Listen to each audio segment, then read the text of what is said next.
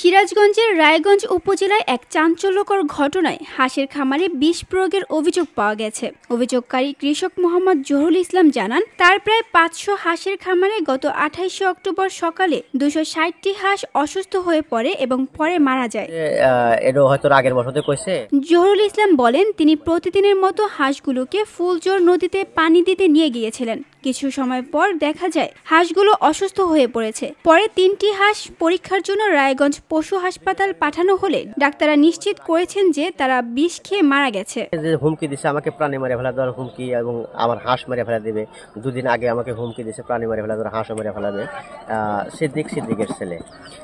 পরে হাঁসগুলা মারা যাচ্ছে, হাঁসগুলা মারা যাওয়ার দেখে আমি ডাক্তারকে নিয়ে আসি, ডাক্তার বলছে এটা আমাদের আয়ত্তের বাইরে, আপনি রায়গঞ্জ পশু হাসপাতালে পাঠান হাঁসটা। তাৎক্ষণিক আমি 3টা হাঁস রায়গঞ্জ পশু হাসপাতালে পাঠাই।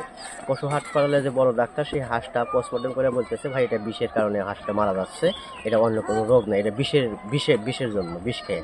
ভুক্তভোগী অভিযোগ করেন, প্রতিবেশী মোহাম্মদ সিদ্দিক ও আহাদুল পূর্ব শত্রুতার জেরে পরিকল্পিতভাবে এই বিষ প্রয়োগ করেছেন।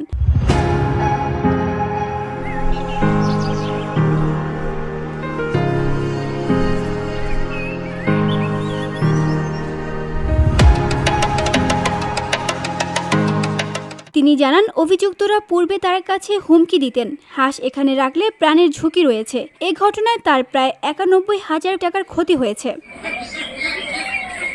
রায়গঞ্জ উপজেলার প্রাণী সম্পদ অফিসের ভেটেরিনারি সার্জন মোহাম্মদ শামীম আক্তার জানান, মৃত হাঁস নিয়ে FBIL পরীক্ষা করার পর ফলাফলের ভিত্তিতে আইনগত ব্যবস্থা নেওয়া হবে। এছাড়া সলঙ্গা থানার ওসি হুমায়ুন কবির জানিয়েছেন, লিখিত অভিযোগের ভিত্তিতে SI আনিসকে ঘটনাস্থলে পাঠানো হয়েছে এবং তদন্ত শেষে আইনগত পদক্ষেপ নেওয়া হবে।